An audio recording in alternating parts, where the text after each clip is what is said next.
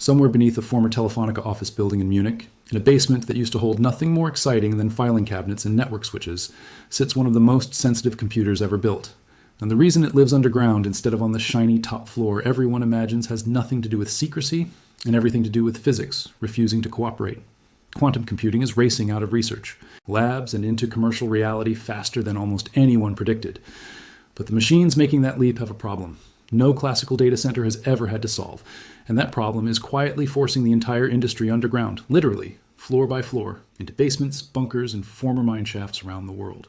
For decades, building a data center meant one simple obsession: speed, and everything about the design reflected that obsession. Tall racks packed close together, powerful cooling systems blasting heat away, and enormous power feeds running in from the grid to keep thousands of processors running at full throttle around the clock. Quantum computers do not care about any of that in the way classical systems do, because a quantum processor is not fighting heat, it is fighting noise. And noise in this context does not mean sound, it means any tiny disturbance capable of knocking a fragile quantum state out of alignment before it finishes a calculation. A truck driving past the building. Elevator motor 2 floors up. The Earth's own magnetic field bleeding through a wall. Even cosmic radiation raining down from space, invisible and constant, striking a chip and instantly corrupting the delicate superposition a qubit depends on to function at all. Classical computers shrug off interference like this without even noticing. Quantum computers collapse. To really understand why this is such a strange engineering problem, it helps to think about what a qubit actually is, and why it behaves so differently from the transistors packed into every classical chip on Earth. A classical bit is stubborn. It sits at either 0 or 1, and it takes a deliberate, forceful signal to flip it from one state to the other, which is exactly why classical computers can survive in noisy, chaotic environments filled with heat, vibration, and electromagnetic clutter without losing their minds. A qubit is the opposite of stubborn. It exists in a delicate blend of states at once, a property called superposition, and that blend is precisely what gives quantum computers their extraordinary power to explore many possible answers simultaneously. But that same fragility means almost anything in the surrounding environment can nudge a qubit out of its careful balance, a process engineers call decoherence. And once decoherence happens, the calculation is lost, sometimes without any warning that it even happened. Building a data center for classical computing is an exercise in managing heat and power. Building one for quantum computing is an exercise in managing silence, stillness, and isolation from a physical world that is, by its very nature, constantly vibrating, radiating, and humming with electromagnetic noise.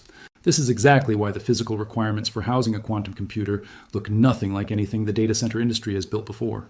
Superconducting qubits, the leading design used by companies like Google and IBM, must be cooled to roughly 15 thousandths of a degree above absolute zero, a temperature colder than deep space itself, using dilution refrigerators that hang from the ceiling like enormous chandeliers made of gold-plated copper.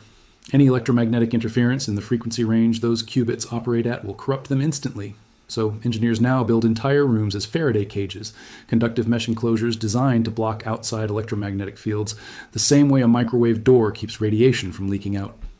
The ambient magnetic field of the Earth itself, somewhere between 25 and 65 microteslas depending on location, is already dangerously close to the threshold these systems can tolerate before basic building infrastructure is even factored in, which means the walls, the wiring, the elevators, and the HVAC systems surrounding a quantum lab all have to be engineered around a threat classical data centers never had to think about. None of this cooling infrastructure looks anything like what you would picture inside a typical server room either. The dilution refrigerators, keeping superconducting qubits near absolute zero, rely on specialized cryocoolers that are themselves sources of vibration, which forces engineers into an almost paradoxical design challenge, building a cooling system precise enough to reach temperatures colder than empty space, while simultaneously isolating that same cooling system's own moving parts from the delicate qubits it is meant to protect. The solution many facilities have landed on involves separating the motor components of these cryocoolers from the cold head itself, physically relocating the vibrating machinery elsewhere in the room and connecting it through flexible lines, reducing the vibration that reaches the actual chip.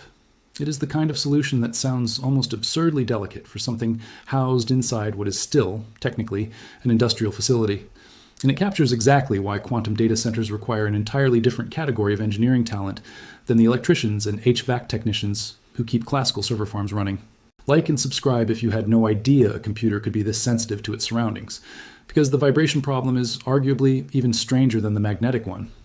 Even minor mechanical vibrations, the kind you would never notice standing in a room, can be enough to collapse a quantum state before calculation finishes, which is why quantum facilities now rely on purpose-built vibration isolation platforms, some using floating pads, some using elaborate spring and pendulum systems capable of filtering out ground-borne motion down into fractions of a single hertz.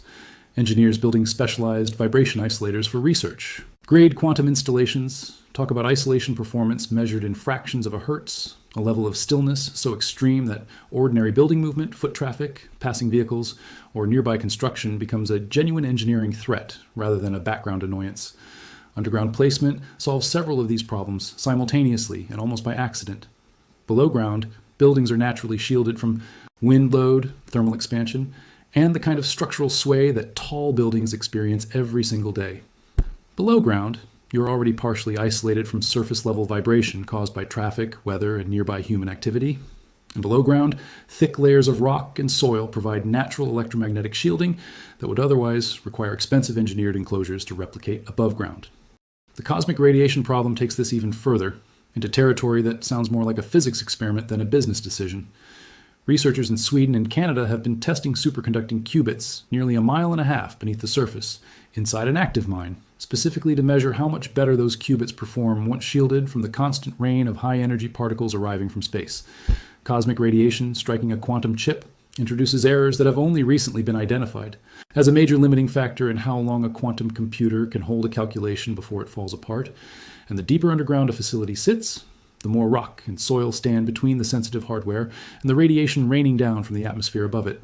This is not a hypothetical academic curiosity either. It directly determines how long a quantum processor can run before errors accumulate past the point of being correctable, which means going underground is not just about protecting comfort or convenience.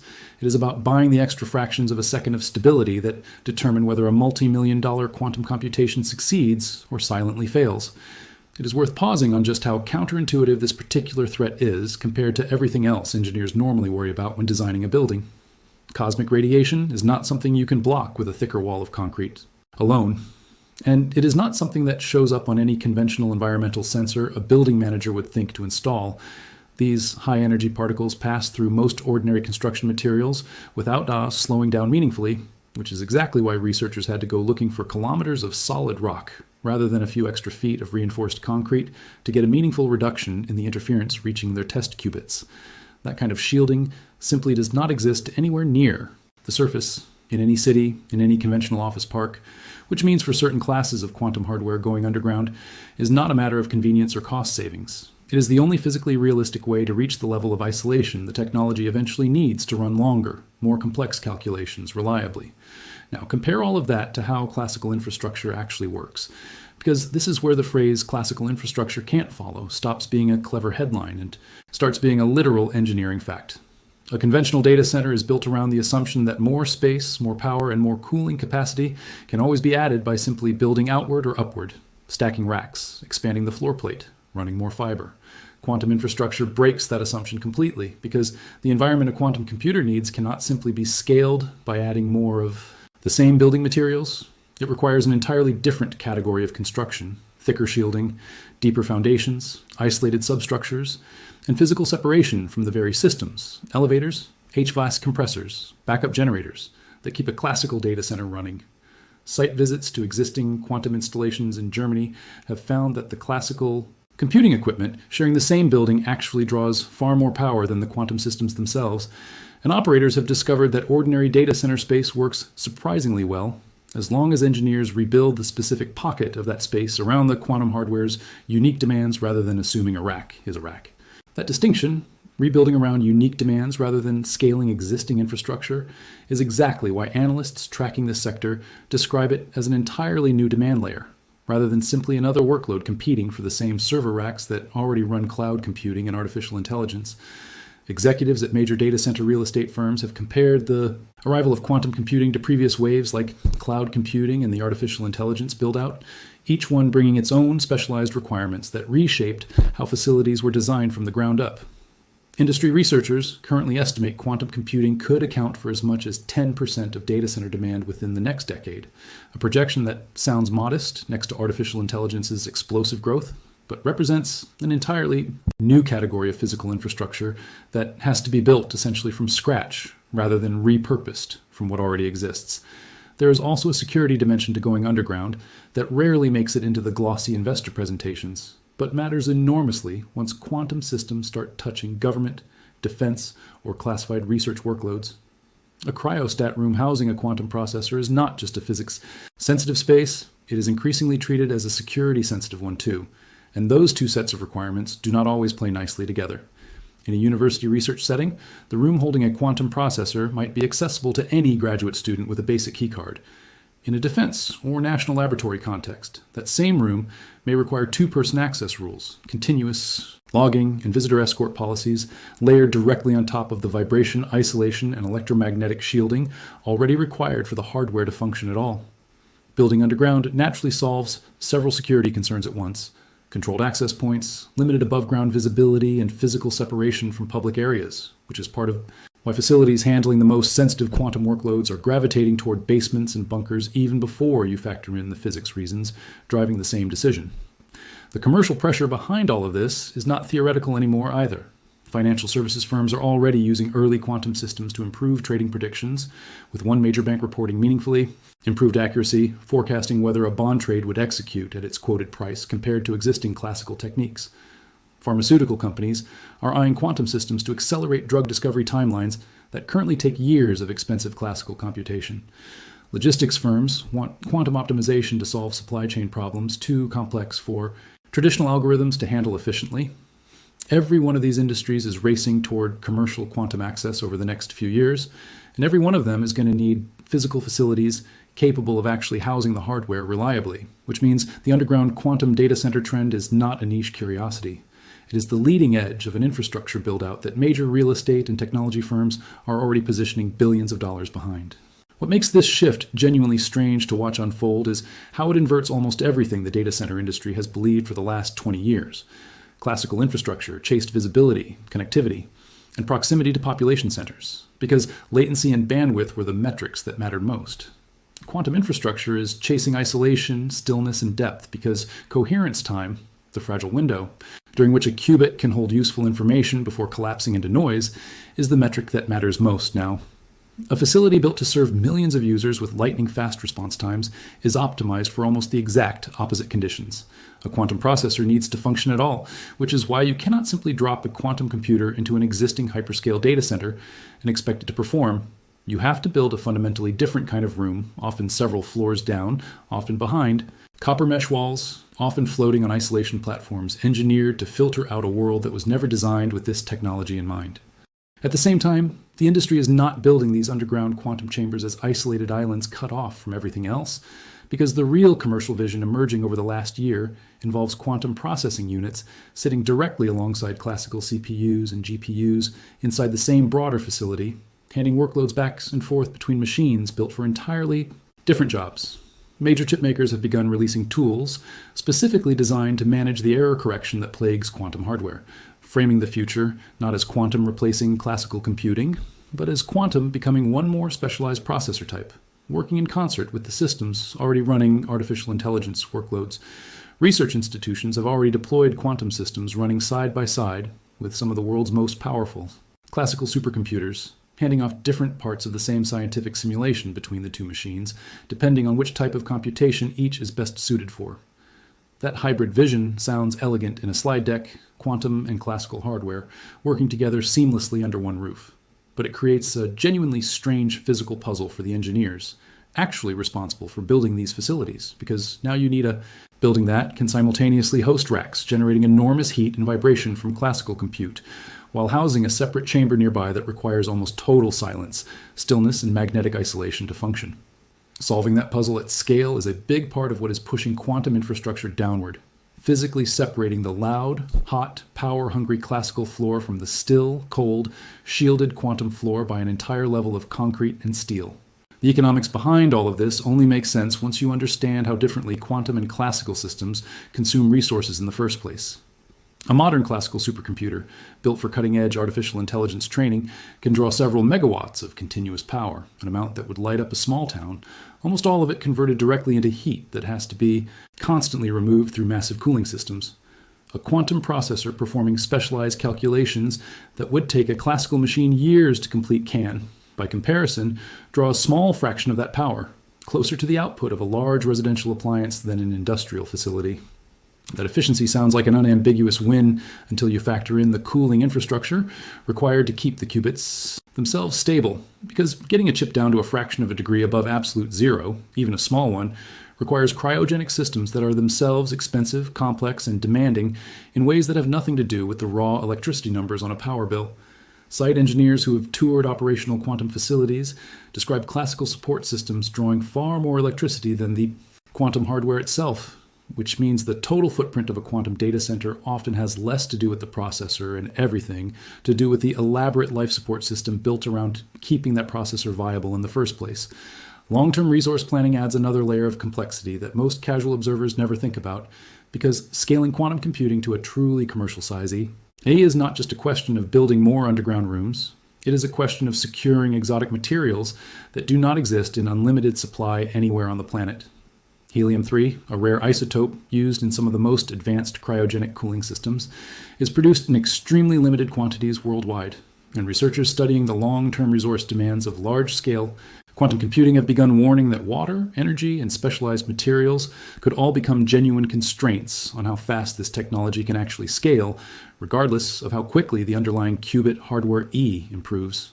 National quantum strategies published by governments racing to lead this technology have, according to researchers studying the issue, largely overlooked these physical resource questions in favor of focusing purely on qubit counts and algorithmic breakthroughs, which means the infrastructure side of this race, the very thing determining whether these machines can actually be built and housed at scale, is quietly lagging behind the more headline-grabbing progress happening inside the labs.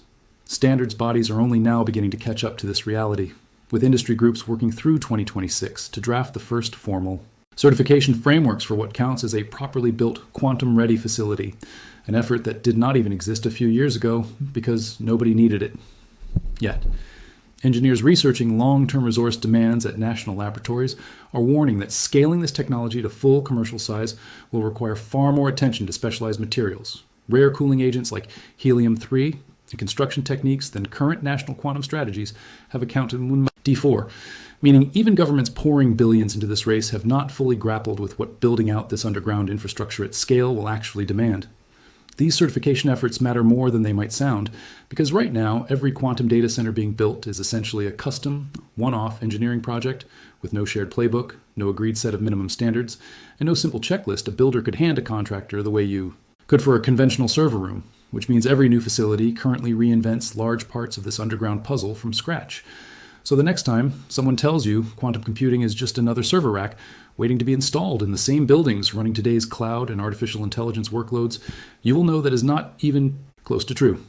The machines capable of reshaping cryptography, drug discovery, financial modeling, and logistics over the next decade are being built into bunkers, basements, and repurposed mine shafts specifically because the surface world, with its traffic, its magnetic noise, its cosmic radiation, and its constant mechanical vibration, is simply too loud for them to function. Like and subscribe if this changed how you picture the future of computing, because what looks on the outside like an ordinary office basement in Munich or a converted floor at a Manhattan data center is quietly becoming the blueprint for where the most important computers on Earth are going to live. Drop a comment telling me whether you think this underground build-out accelerates faster than the industry expects, or whether the sheer cost and complexity of building isolated, shielded, vibration-free facilities ends up slowing quantum computing's commercial arrival more than anyone in the industry wants to admit. Subscribe, turn on notifications, and stay with this channel, because the race to build the physical homes for quantum computers is just getting started, and where these machines end up living may end up mattering just as much as what they can eventually compute.